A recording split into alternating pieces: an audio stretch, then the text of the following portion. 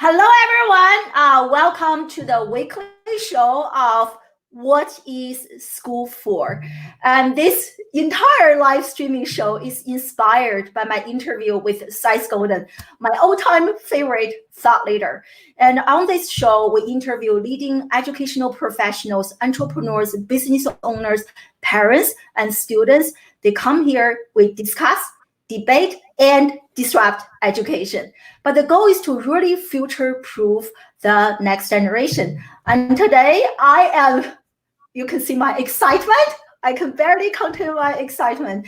And we have the one and only Blake Boles on the show to talk about his new book. I'm going to share my screen in a second. Why are you still sending your children or kid to school? I just love this title.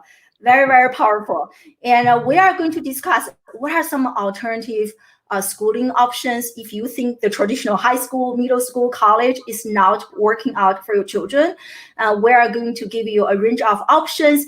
We are going to also discuss, as parents, how you should do parenting in the 21st century. So you are going to walk away from this 1 hour interview with a much deeper understanding of alternative school, the options, and how you should show up as a parent in the 21st century. And just in case you don't know who this amazing role model and author is, Blake is a speaker and educator and is an author for quite a few best-selling books, including The Art of Self-Directed Learning, which I have a copy, but I don't know where it is, and Better Than College and College Without High School. And Blake's work has been featured in New York Times, BBC Travel, Fox Business, TEDx, USA Today, and Huffington Post, Wall Street Journal, and so many other places. And Blake and I were actually connected in person almost, I feel like a decade ago. And so at the time, I think I just gave birth to our older son, or I was pregnant. And Blake was invited to give a talk at Philadelphia Free School, where he was talking about self-directed learning. And since that day, I became a fan. I was like, oh, I love this book. I love your work. Very good. And I loved reading the book and has been playing such an important role in my journey as an alternative educator and as a mom. So really honored to have you on the show, Blake. It's great to be here. Thank you very much. You are so welcome. So first, let me share the screen. And by the way, everyone, we are live on LinkedIn, on Facebook, on Periscope, and on YouTube. So let me know in the comment section where you are joining us live from, social media-wise and geographically speaking. I love my global community. And let me share my screen real quick so you can see the title, the cover of Blake's book. And do you want to add anything to my very brief introduction, Blake? You said that I am a best-selling author. None of my books are actually best-selling. Hey, in my mind. You know what? You're a fan of them. I'm a fan of them. And a handful of other people are a fan of them. So that's good enough for me. So this is a new book. And why are you still sending your kids to school? I actually finished reading the book myself. It's such a great book. And so is this a place where people can go and get a copy of this book, or on Amazon? They can go to Amazon, or they can go there, blakeboles.com, and it's got everything about me. That's the awesome. One-stop shop. Yep. So I will also make sure throughout our interview to share the book information on the lower third on the screen. So share with us, Blake, you have been in this alternative education space for quite a few decades. And so share with us what inspired you to be on this journey. Well, I was not alternatively educated myself. I wasn't homeschooled. I went to California public schools, and I was a good student. I got good grades, and I did what good students do. They go straight to college to study something very impressive. And so I went to UC Berkeley to study astrophysics because I thought I wanted to be a scientist. And it took me a few years of studying physics and math to realize that I probably don't want to be a research scientist, but maybe I wanted to be a high school science teacher. And that's when I stumbled into this world of alternative education. I read a book by John Taylor Gatto who was this award-winning New York City public school teacher. And after 30 years, he quit teaching and said he no longer wanted to make a living hurting kids anymore. And those words just leapt off the page, and I was captivated, and I devoured his book, and I devoured all these other books that introduced me to homeschooling and unschooling and radical alternative schools like democratic free schools. And that's it. I knew within a few months that this was the beginning of the end for me, and I ended up designing my own major at age 21 to study alternative education full time. Yeah, and so I ended up with the least marketable degree that UC Berkeley has ever offered in alternative schooling and science education. And I worked in the outdoor education field for a few years before getting involved with a place called Not Back to School Camp, which is a summer camp for teenage unschoolers, and then starting my company, Unschool Adventures. And I've taken self-directed teenagers on trips around the world for more than a decade now. Wow, that's really amazing. As we continue our interview, you guys will really get to know Blake and his amazing body of work. We have already more than 20 people join us live, everyone. And let me know, we have people from Brazil, from Australia, from the US. Let me know the countries you are joining us live from. So let's talk about this new book. I wish I had a physical copy to show you guys. So it's a quite controversial topic, right?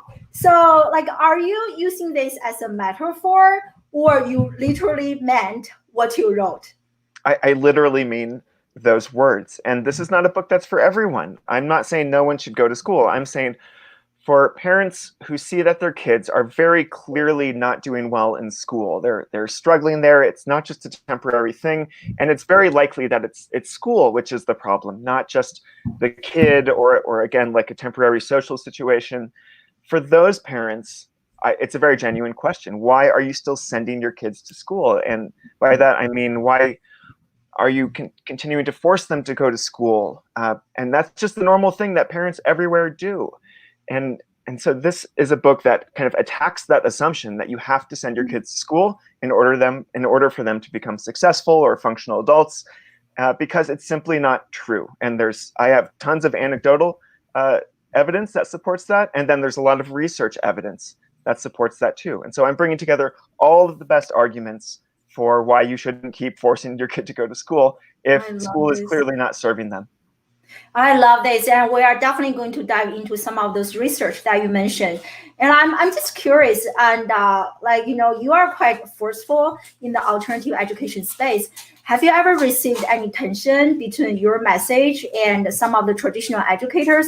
I ask this question because since I have become a lot more outspoken about the traditional education, especially some of the problems, I started to receive some very unpleasant, let me put it that way, emails or social media interactions. Oh no. And has this ever happened to you? I'm just curious. I've managed to receive almost no hate mail in my life, which I'm proud of. Maybe that will start soon. We'll find out. We'll see after this title. Yeah. I mean, I think it's important to say that conventional schools and public schools should exist. And I'm not saying everyone should quit school or that all teachers are bad people or that parents who think that sending their kids to regular school are bad people necessarily. Again, it's just our cultural norm. And in the book, I take some time to describe how the school system came about in the United States. And long story short, it serves two really important functions today. The first one is it's free childcare. That's not a very flattering way to put it, but as the coronavirus epidemic is showing us, parents really struggle when they don't have a place to send their kids for 7 hours a day, and they need to get some work done.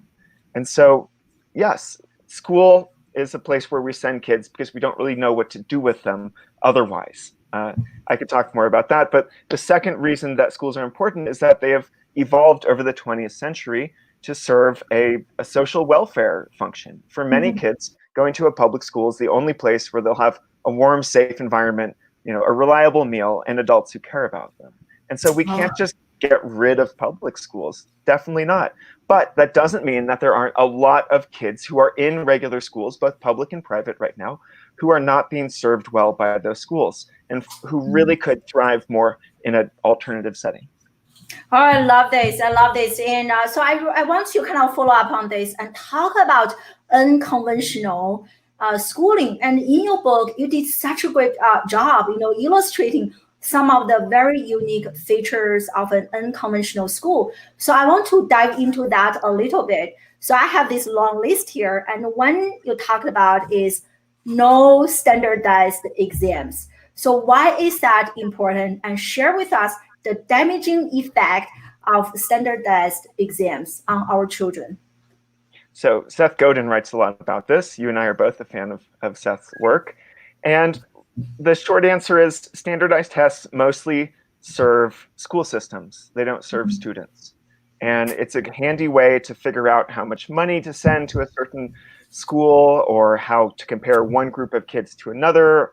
But really, it's not a useful thing for kids. And that's what education should be about. It's helping kids, grow up, gain skills, become better people. And standardized tests, by and large, I don't think are that useful for kids. The kind, and I'm talking about the really, I'd say the K through 12 standardized tests that are pretty non-consequential to a kid's trajectory. Now, there are standardized tests like the SAT or the ACT, which are used for different reasons, and there is some utility in those tests. And so I'm not completely anti all standardized tests. I mean, you talk about K-12. I mainly works, I'm a professor dropout. I call myself like that. But I mainly work in the higher education space. And the same thing, students, they hate exams so much. And I have so many students who scored perfectly on, like, for example, interpersonal communication exam, but they have no idea, how to communicate interpersonally in real life. So I really agree with that. So another one you talk about is no grades and no assessment. And how are we evaluating the students, or is that even necessary? If there's no grading and no sort of evaluation, what do we do? Well, on one level, it's not necessary to evaluate students. And if you're learning something for learning's sake, then why does anyone need to evaluate it? On another level, if we're talking about young people going into college and career, then yes, colleges and employers need to be able to compare a student to other people who are trying to get a limited number of spots. And so grades are helpful for doing that second function. But they're not necessary today to get into college or to get a good job. I know lots of kids who have never received a letter grade in their life, and they're still able to get the jobs that they want. Getting into college, maybe they will need to take the SAT, maybe they will need to take some community college courses, and so there are grades there, but you can spend most of your career as a student never getting graded or formally assessed. And then at the very end, you can jump through the hoops necessary to enter the kind of conventional higher education and employment worlds. And so, again, I'm not saying that grades are never useful, just that for a lot of kids, you don't need to do it to them full time for 12 years. Yeah, I feel like, a consequence of doing that for 12 years and maybe even 16 years is that learning has become equivalent to grade, right? Like score, that's why I want to learn. I want to go to a class, not so much the intrinsic, motivation. So I love that. And another key feature you talk about for unconventional schooling is mixed age model. And quite a few alternative schools, they have this model. And I use this at my own school, but it's definitely not commonly practiced at many, many schools in the US and globally speaking. So explain to us why mixed age is so good. John Taylor Gatto, the same guy who got me into this field in the first place, wrote that it's absurd to keep kids together with only other people their own age, plus or minus 1 year. And that's truly the best explanation. It is absurd. There is no other time in life that happens, or that we imagine that people should be grouped just because of their age, not because of their abilities or their interests. And so I just completely reject that on its face. And again, it's something that schools do for their own convenience. It's much easier to organize a large group of students when you can cut them up into these little chunks based on age or grades. But as anyone who's been through school knows, that's not the best way to do it. You shouldn't be grouped with other people your age. You should be grouped with people who want to do the same thing that you want to do, who want to work with you. In the same way, that's what adult careers are all about. Imagine if we tried to, build companies, but only let teams form around people of the same age. That would be ridiculous. It's so true. It is so true. In my work, I have never only worked with people who are exactly my age group, and it doesn't make sense. And I don't know if you have encountered this, Blake. And for me, like I notice many of my students, they have such a hard time communicating with people like younger than them and older than them. And they don't know how to be really good at intergenerational like communication. They are good at talking to their peers, but they haven't really practiced with talking, across age groups. So I love that. Yeah. So is that like a common practice you see in many alternative schools? Do they all use a mixed age model? Yeah, most of the alternative schools that I write about in the book are completely age mixed, which means you'll have a school that goes from K to 12, or sometimes they'll just be for adolescents, and so it'll go from age 13 to 18. But there are no age delineated classrooms. There's no separation like that. Everyone hangs out together in the same common areas. Everyone is held to the same expectations.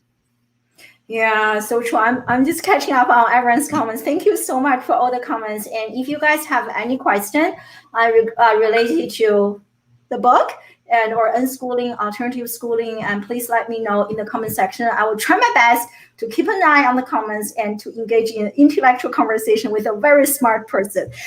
And so another one, which is something that I also have lots of questions about, and you talk about, we need for those unconventional schools, and we want to give our children like a significant amount of decision-making power. And I guess for me, coming from a very traditional educational background, and do you ever feel concerned or like about children like abusing their freedom? So one comment immediately jumping into my mind is, what if they play computer games all day long? Right? My son, 8 years old, I gave him a freedom day. And guess what he did? That entire day, he was playing Minecraft. And the following day, he was like, Mommy, my head hurts so much. And so what's your answer to that question? Freedom, yeah. Well, there's a few things going on here. First of all, a personal example. I love sugar. I've always loved sugar. And if somebody came into my life and restricted me from eating sugar for 6 days a week, and then said, on day 7, you can eat whatever you want, I would eat a lot of sugar on day 7, and I would have a stomach ache. And if I was able to just moderate my own consumption of sugar throughout the days, like I do, then I would eat a little bit here and a little bit there. Maybe I would have some days where I would eat a ton, and then I would feel sick, and then I would stay away from it for a couple of weeks. And so I think we can all relate to an experience like this. When something is restricted, then it's very easy to go overboard on it. And that is what we do, by and large, both in and out of school, with young people today in our culture. We give them very little freedom and responsibility. And when when they do have a real taste of freedom, like during a summer vacation or when they go away to college, perhaps, then they often go a bit crazy with it. And so there's that going on. You mentioned Minecraft and video games, and I spend a lot of time in the book actually defending the utility of complex multiplayer games like Minecraft. I grew up playing a lot of video games and computer games myself, and every once in a while I did think, man, I am really wasting my time doing this. But more often, much more often, I was highly engaged with these games, and they required massive amounts of critical thinking, problem-solving skills, teamwork, and I was learning from these games. And I cite a really wonderful book called Reality is Broken, which is written by a game designer named Jane McGonigal. And she pulls in a lot of the research and the psychology that shows that there's a lot of positive utility to games. And so when I look at a young person who's given a little bit of freedom and they go and play Minecraft, I don't think they're just off being addicted. They are just wasting their time. I think this kid is probably really hungry for some meaningful engagement and also really hungry to be somewhere where he feels a sense of control. Because kids don't have a sense of control in their lives at school, and depending on what life is like at home, often they don't have a sense of control either. And a place like Minecraft is where they do have a sense of autonomy, of control, where they can be effective people who contribute to the world. We have prevented young people, especially adolescents, who throughout history have made significant contributions to their communities. They've worked, they've held responsibilities. We have said, you are not allowed to do anything useful to anyone aside from this make work homework that we've created for you that only your teacher and maybe one or two other people will see. And everyone knows that we just sort of made it up to keep you busy. That's the situation that young people are in today. And that's why I'm such a strong advocate for getting them out into some sort of more real world situation, whether that's an alternative school or a homeschooling situation where they are given freedom and responsibility, or, part-time jobs or internships, apprenticeships. This is stuff that a lot of people intuitively know kids thrive on, but we haven't figured out how to give them these freedoms and responsibilities because it's scary. Yeah, I love it, which is so true. I mean, I grew up in China. And so in China, we don't actually have drinking age limit. So you can pretty much start drinking, I guess, any age you want. And so we never had an alcohol issue. Like even like when I was a college undergraduate student in China, we have like beers everywhere, but no, you don't ever see kid like binge drinking. Like it's a common problem in the US. Like many of my undergraduate students, oh, it's really, really bad. So I can really understand from that because, you have been hiding this thing away from the kid for so long and they build up lots of excitement toward that thing. So next time, if like my own children or other children, anyone watching this live right now, and if your children want to play video games all day long, we should just allow that. Or like, is there a limit, like how many hours? I just feel like it's so bad for their eyes, some sort of physical movement. And so is there, like, based on your research, is there a magic number? How many hours? Like, is Sure. like after that, stop? Well, I haven't done research into this, but again, Jane McGonigal, she said in her book that 20 hours a week is a pretty healthy amount of games. That's about 3 hours a day. And she said once you get up past 40 hours a week, that's when the negative effects often tend to, take over. And so that's what she says. And for me, I think it really depends on the kid and the family. And I think that some kids can be totally fine, mental health wise, physical health wise, playing a lot of games, and others that they don't. Obviously, you see them falling apart. And that is when, as a parent, it's really important to encourage them to get off the screens, to go outside. So, and I've mostly taken young people on outdoor adventures and done stuff that does not involve screens. And so that I'm a big fan of non-screen type activities myself. Yeah, like a good balance. Yeah, I love that. So like continue our conversation on this unconventional school. And again, everyone should check out the book, has quite a comprehensive list. So another one I want to talk about is a flexible arrival and departure hours. And to me, that's just like, wow, eye-opening. And even though I know one school in Philadelphia, they actually do this. And I want to know kind of at the operational level. So what does that even mean? Like children, they can come to a school like at whatever hour they want. And when they're like, hey, bye, I'm going back home. How will that help them cultivate a sense of discipline? Well, I think a useful comparison here is what kind of work would we prefer to have as adults? Would you prefer to have a job that is very strictly 9 to 5? Or would you prefer to have a job where it's much more flexible and when you can show up and when you can leave, as long as you get your work done? I think that is the direction that the world is actually moving in. Maybe slowly, but I think it's going in that direction. And so for young people who are, well, again, we have to come back to this discussion about what is the actual work that they need to be doing?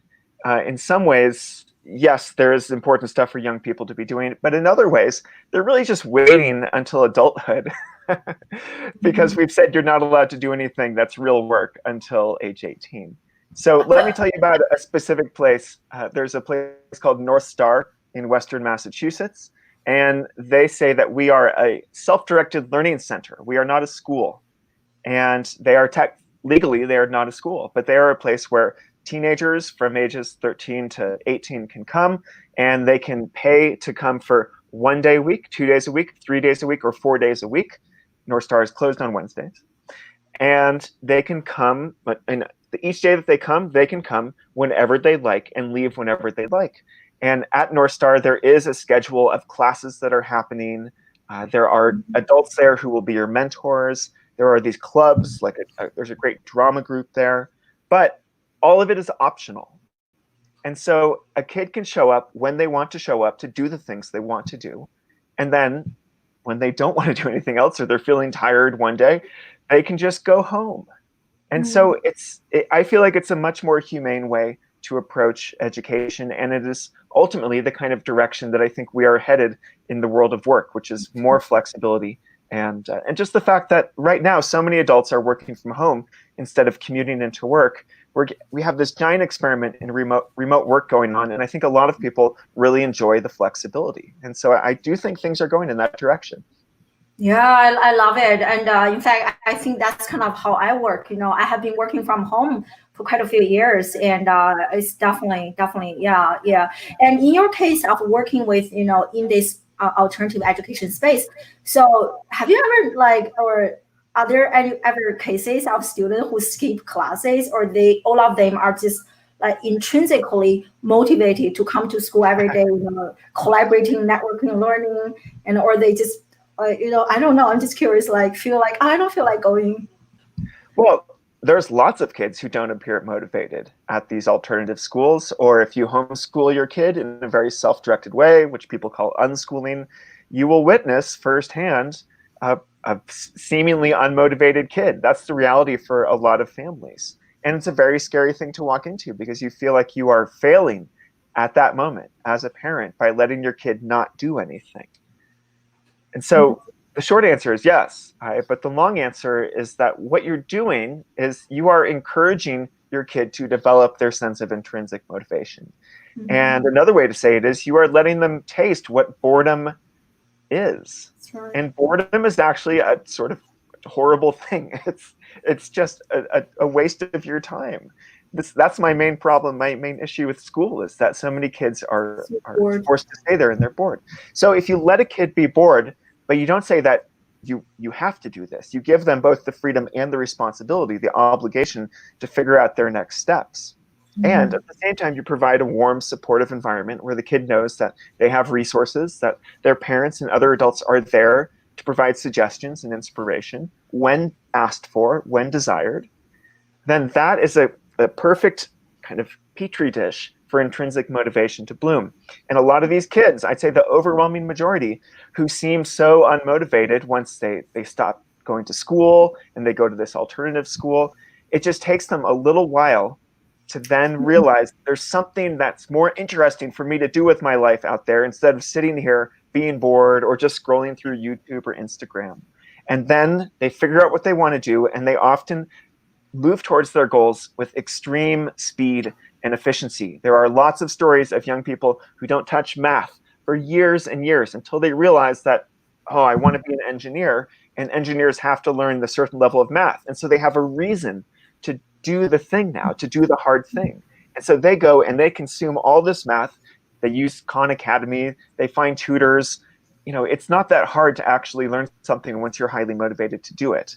And they do everything they need to do. They jump through the hoops. And that's the story I share in my book over and over again.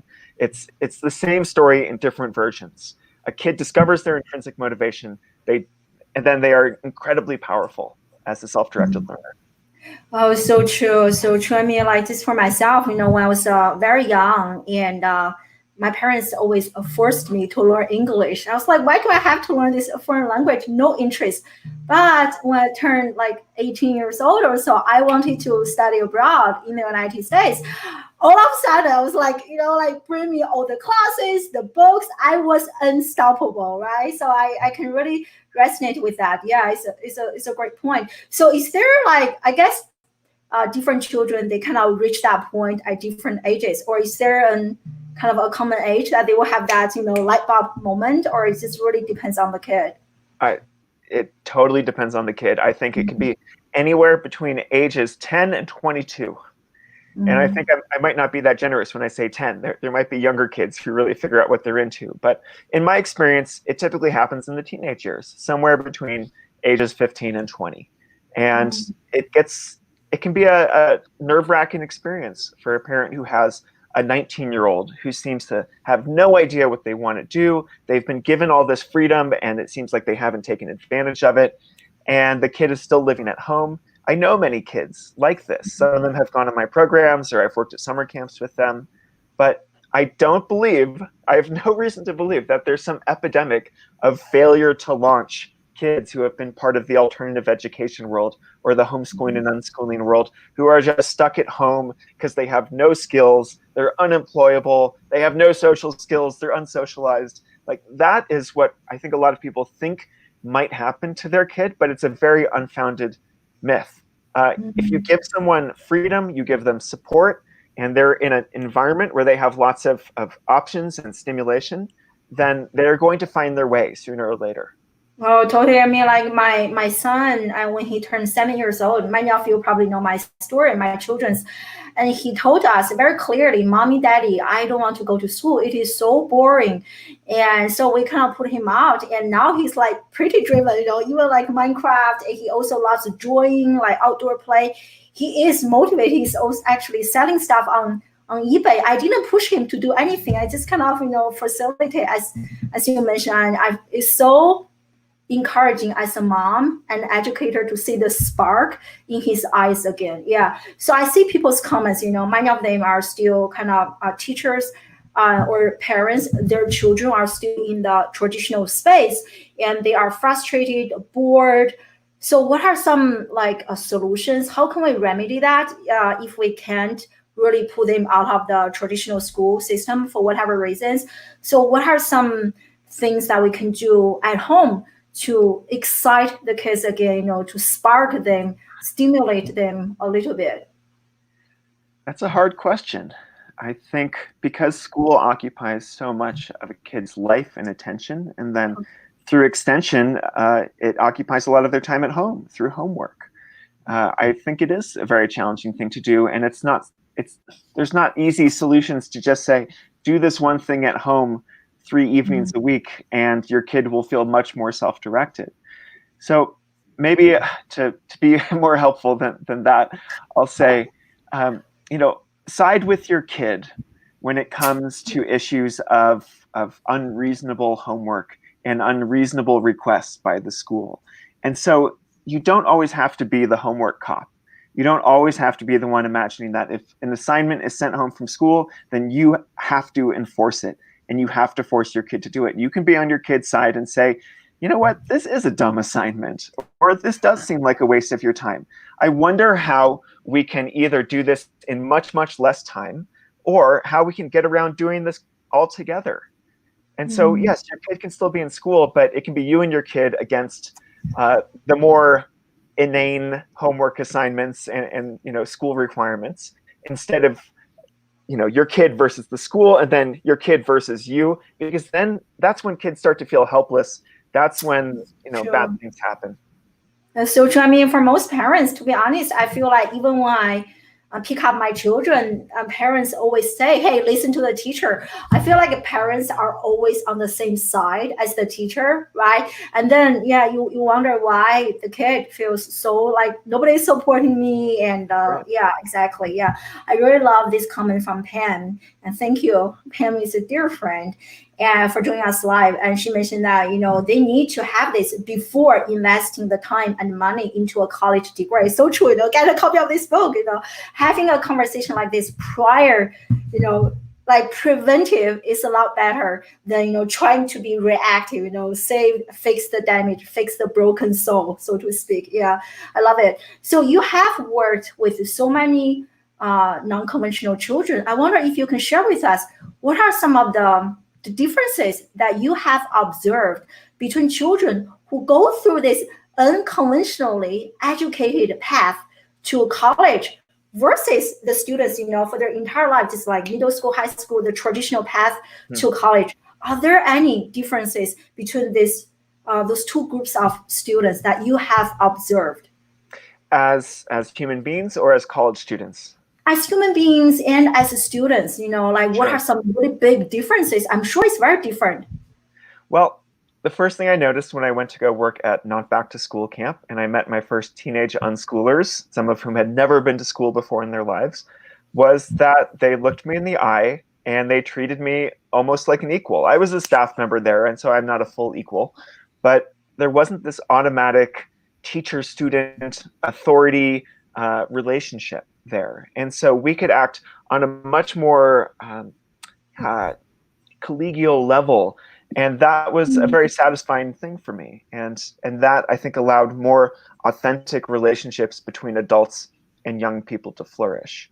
That's a big thing that I noticed. A second thing that I noticed is that a lot of these teens are really able to speak their minds. They don't feel so repressed, it seems. It's like they are really free thinkers, and that translates into free speech. They feel like free people. It's a really inspiring thing to be around. When it comes to college, a number of the stories that I share in my book go something like this. Well, I didn't do anything academic for many years, and then I decided I wanted to go to college, and it took me about 6 months or 18 months to do all the stuff I needed to get into college. And then when I was there, I assumed because everyone chooses to be here, that everyone's going to be really motivated, and that I was going to have to really struggle to keep up, especially since I never went to normal school myself, or I dropped out of normal school at whatever grade. And then they say, it turns out that I became one of the top students in my class not because I'm trying extra hard, but because I have a clear reason for being here. And like Pam said in the comments, this discussion happened much earlier for these unconventionally educated young people. They realized that it's not up to anyone but them to make important life choices for themselves, and that includes the choice of going to college. And so when they chose to go to college, when they thought hard about the cost involved and the potential benefits that are going to come from it, they have probably made a much more informed and careful decision than the average 18-year-old who is just marching straight into higher education because that's what good kids do. And sometimes it works out, right? It worked out for me. It has worked out for many other people who walked blindly into higher education. But we also know that it does not work out well for a lot of other young people. They have no clear reason for being there. They're just there because mom, dad, society, and friends tell them they have to be there. They're taking on large amounts of debt to do it. And they end up either dropping out of college and they end up with debt, which is the worst possible situation, or they graduate and they still don't really have a clue about what they want to do. And maybe they could have spent that time doing something much more meaningful and relevant to their lives. You're pretty much talking about my life. I wish I had more unschoolers in my classes. I probably wouldn't resign. But most of my students, they are very, I don't know, it's like really check the box, just like let me get out of there. And when they're selecting classes, they want to find the easiest teacher and just some like multiple choice exams, and they can get answer from prior classes. There's no intrinsic desire to learn. Daniel Pink, who gave you an endorsement, and he talks about this, mastery, autonomy, and a sense of purpose, this inner desire to learn and, a sense of purpose in life. Yeah, I love it. Yeah, that makes so much sense. They are wow, outperforming all those other kids without even trying. I love stories like that. Very cool. Yeah. So another kind of really common question, because I do talk to parents a lot, and they say that, no school, no degree, and how about finding a job? Am I prepared? Am I preparing my children for the real life, for the real world? Are they going to even have the financial means to take care of themselves? So I'm sure you have heard similar questions quite a lot. And so how would you answer a question like that? The whole second chapter of my book is dedicated to that question, in fact. And so there's two answers to that question. The first one is a lot of jobs today do require college. I have been sharing the link to Blake's book on the screen, so everyone feel free. Yes, yes. So sorry. So a lot of jobs do require college degrees. That's a reality, and it has to do with licensing requirements. And so one answer to the question is, can these kids still get into college if they don't go through conventional school? And that's what I wrote my whole first book about, college without high school. The answer is yes, they can do it. They have done it, and they do it all the time. And it's just slightly more complex to do it, but that doesn't mean it's necessarily more difficult to do it than going through the traditional route. And so if they can get into college, that means they can get college degrees. And the research says that there is no difference between homeschoolers and regular high school students when it comes to college performance. So homeschoolers aren't underprepared and drop out in droves. And so if they can get college degrees, then yes, they can get jobs that require college degrees. They're just going to be competing with everyone else who has a college degree, and no one's going to ask them about their K through 12 upbringing. Now, for parents who are concerned that maybe their kid won't go to college and won't be able to find a job, in the United States, there are lots of different ways to get the equivalent of a high school diploma. You know, there's the GED, there are some states that have high school equivalency exams, and there's community college. And so the United States has done a really excellent job of creating all these different ways for someone to get the credential they need to get hired into their first job. And then from there, as most of us know, it's more about your references and your referrals than it is about your credential. And so, yes, young people who choose not to go to college and have not gone through regular high school, they don't face serious burdens, at least in the US, to getting into their first job. And in other countries, it is more difficult. It's also more difficult to get into the university system. And so as I've learned that over the years, I've become more and more thankful about the flexibility that we have here in the US. Yeah, I so agree. I so agree. And in your book, you also talk about, how about those children who are interested in going to an elite, Ivy League school? So will the unconventional path prepare them actually to go to a really elite college or university? I quote a guy named Antonio Buehler, who runs a small alternative school in Austin, Texas, in that chapter. And Antonio writes about this component that colleges look for. He spent some time interviewing students who were trying to get into Stanford, because he went to Stanford himself. And he said that the really crucial ingredient that matters for these students is something called intellectual vitality. I love that. Yes. Right? And that means like a real, genuine, intrinsically motivated passion or interest, some sort of clear intellectual thing that is coming from the student, and not just because they're trying to look really impressive. And so that is how, let's say, a very intellectually oriented young person who is given free rein to take over their education when they're young, if they are allowed to go really deep into these topics that interest them, these academic subjects that interest them, then they are essentially permitted to accumulate all of this experience while their other peers are sitting in classes. And yes, those other peers are probably going to AP classes and honors classes, and that's all important stuff for colleges. But being able to stand out from the crowd and not just look like every other high school graduate who has straight A's, it can be a very powerful thing. And that is what tends to happen with these unschooled or highly alternatively schooled kids who end up going to highly selective colleges. They've invested time with the support of their parents in doing something that is really impressive, but they're not doing it because it's impressive. They're doing it because it's interesting. And colleges can figure that out. Exactly, learning for the sake of learning. And based on what you shared, I was thinking about my experience in South Korea. So the last 3 years, we were actually in South Korea. And it's so common. So one mom told us, And for many students in Korea, not only do they go to so many prep classes from like Monday to Saturday to Sunday, from 8 a.m. to like 10 p.m. Not only that, but there are lots of college prep classes, preparing students for elite university in the United States. And guess how young do they start? Like second grade. They're thinking about going to like Stanford, Berkeley, all those schools, and they have a checklist. And for the coach to help the kid, check.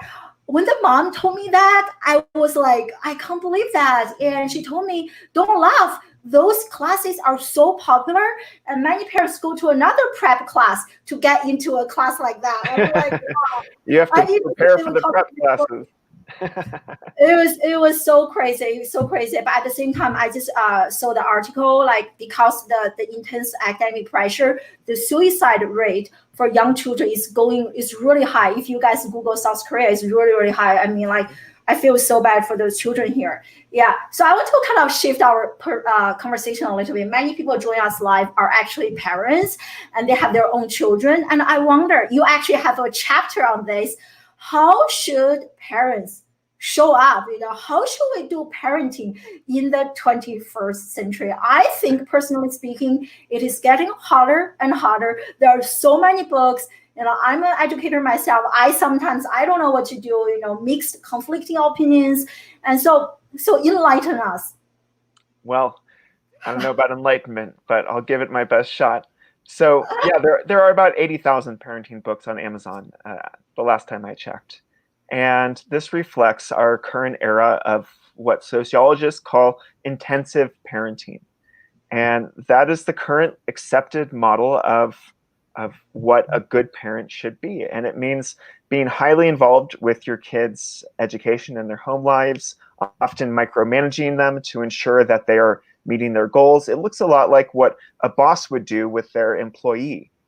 And what I recommend in the book is that instead of thinking of your kid as your employee who you need to motivate and incentivize, instead think of yourself as a business consultant. A business consultant does have more expertise, more experience and knowledge than the business that she is consulting. And she will give her advice and hopefully be very honest and direct and say, I think this is probably, once I get to know you, now that I know you, this is probably the best course of action for you. But then if the business chooses to take that course of action or not, if the business fails or succeeds, the business coach doesn't feel like it's her fault if any of those outcomes happen, because she did her best, she gave her advice, but fundamentally it's someone else's business. Mm-hmm. And in the same way, as a parent, of course, we want to love our kids. We want them to turn out the best that they possibly can, but fundamentally, they are their own people.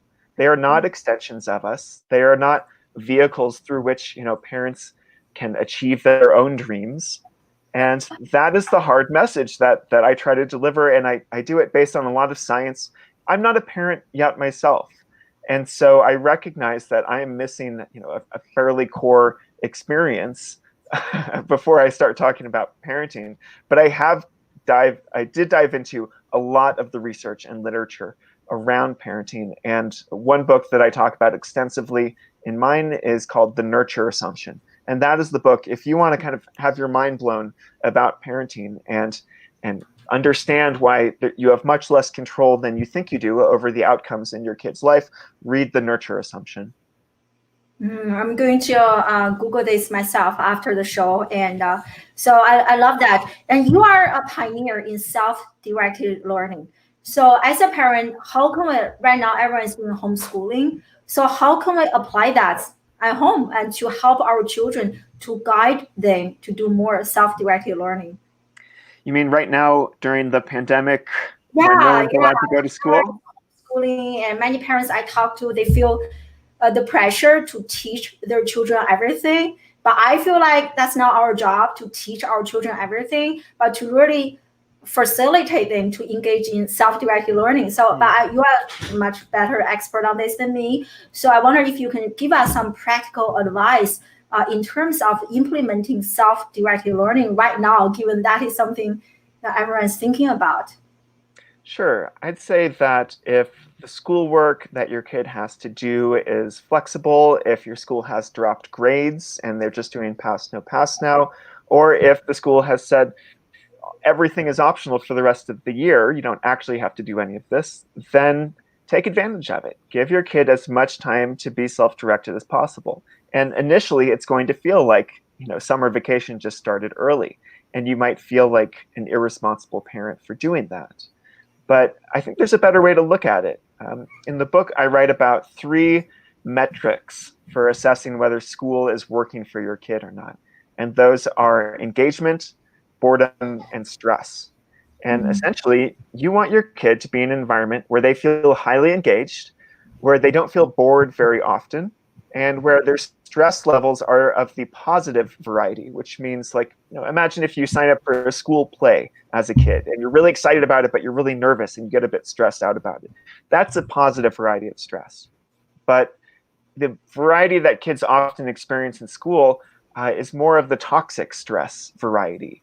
And that's when a kid just feels constantly overwhelmed. They have no idea why they are doing these assignments, and it just keeps piling up.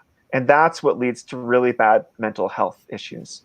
And so no matter what's going on for your kid right now, just think about, are they engaged? Are they bored? And are they stressed out? And just follow your kid's lead and follow them wherever it may take you.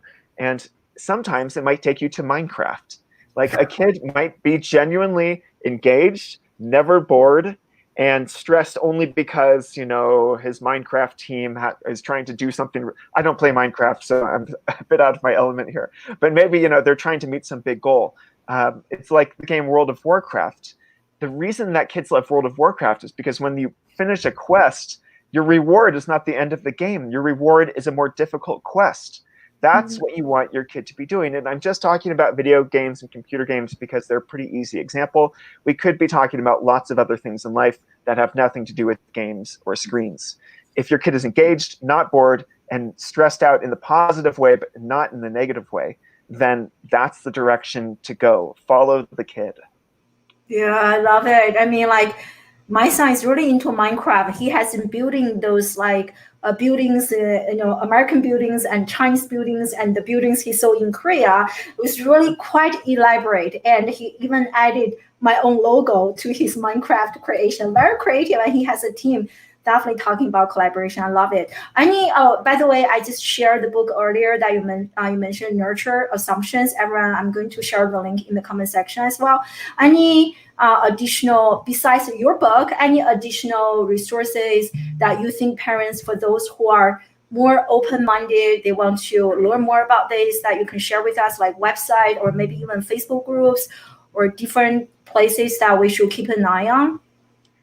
There's so much out there. Let me just share one resource with everyone, and that is the Alliance for Self-Directed Education, which is a nonprofit that was started by Peter Gray, who wrote a really excellent book called Free to Learn. He's also a very popular speaker on the topic of self-directed education. And the Alliance for Self-Directed Education has done a good job of creating a centralized place where you can find these schools, these very alternative schools, where you can find homeschooling groups, and they have a lot of good content out there. I've published for their online magazine a number of times. And that's a good place to start. And it's a wide open group. And so you can find lots of different types of schools and centers and communities there. Also, I say out school, and I will be teaching at out school soon. And my son also loves out school. So yeah, definitely, I will share this link in the comment section. Thank you so much for sharing. And so, any parting piece of advice you want to share with us? And by the way, I have been sharing the book, so I guess that's the place you guys can go to get a copy of the book. And so, where can people stay in touch with you? And any parting piece of advice you want to share with us regarding, parenting, alternative learning, homeschooling, unschooling? Yeah. Sure. I'll talk about where you can find me first, and then I'll finish with the final piece of advice. Yeah, BlakeBoles.com. A few things to know about me and my work. This is my 4th book. It's officially coming out on May 15th. And I've got a podcast called Off Trail Learning. And I have a lot of fun recording long form interviews with educators and young people and parents. And yeah, it's definitely worth your time to check out. I also have a monthly newsletter where I share the favorite links that have come across my Google Chrome screen in the past 30 days. And for the final advice, something I write in the book is that I really encourage parents not to get too attached to any one form of education. There's a tendency when some parents get into this alternative education world to feel like you found the answer. It's like you discover Sudbury schools, which are these really cool schools that are fully age mixed and they have no required curriculum and they're democratic. And so your kid is gaining citizenship skills. And a lot of parents, and I felt like this too when I was age 20 and I discovered these books. A lot of parents say, Sudbury schools, that's the way to go. I have to get my kid into one. And maybe you find a school and you send your kid there and your kid thrives there for a while. And then after a number of years, their needs changed. They are a different person. They have developed. Maybe the social needs that they had are now transformed and they want to get really deep into one subject, and going to that Sudbury school is not the best choice for them anymore. And so I encourage readers to remain pretty undogmatic when it comes to educational options. And that includes sending your kid back to conventional school. If conventional school, public or private, does seem like a good fit for your kid's needs, interests, etc. at this moment. And a lot of kids end up going through a lot of different options in their 12 years of K through 12. Sometimes they'll be going to a very conventional school, sometimes an alternative school, sometimes homeschooling. The idea, again, is to follow the kid, follow what they need, develop your really great one-on-one loving connection with them as a parent, and that is what will inform your next move when it comes to education. I love this. I think as parent, we have to be open-minded enough and to really practice, children-centered education or parenting, and to really, what do my children want, and then guide them and facilitate that. So yeah, really, really powerful. Now married to a particular format. Yeah, that's great. Thank you so much, everyone. And I can't wait to rewatch this show myself. And everyone feel free to check out the book and connect with Blake on social media. I think you are mostly active on Facebook. So let me share. Yeah, so that's the Facebook handle. Feel free to connect with him and tell him how much you love his book and enjoyed our interview. And thank you so much to the live audience for joining us live. I can't wait to actually read your comments after I finish the show.